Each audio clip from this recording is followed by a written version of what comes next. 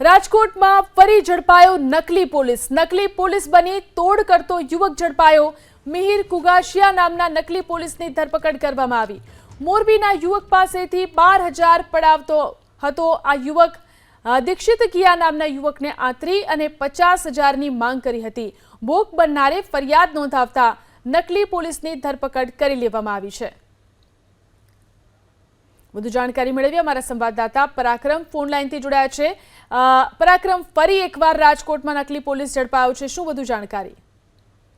ચોક્કસ રાજકોટ પોલીસ દ્વારા જે નકલી પોલીસને લઈને અત્યારે જે એક વ્યક્તિની જે અટકાયત કરવામાં આવી છે, સમગ્ર મામલાને લઈને તેના સામે આ અગાઉ પણ અનેક વખત નકલી પોલીસને લઈને આક્ષેપ થયા હતા। ત્યારે વધુ એક વખત નકલી પોલીસ રેલનગર વિસ્તારની અંદર રહેતો જે વ્યક્તિ છે તેને પકડી લેવામાં આવ્યો છે।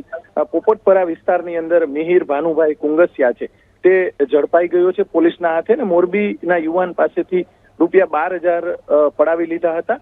દીક્ષિત ઘિયા નામના મોરબીનો જે યુવાન છે તેને આંતરી અને ડી સ્ટાફનો રોપ જમાવી મિહિર દ્વારા ₹50,000ની માંગણી કરવામાં આવી હતી। સમગ્ર મામલાને લઈને પોલીસ દ્વારા વધુ તપાસ હાથ ધરવામાં આવી છે। આ પહેલા પણ જે આ શખ્સ છે તે અનેક વખત નકલી પોલીસ બનીને લોકો પાસેથી રૂપિયા પડાવતો હોવાની હકીકત સામે આવી હતી। વધુ એક વખત રાજકોટ પોલીસ દ્વારા કાર્યવાહી કરવામાં આવી છે નકલી પોલીસને લઈને।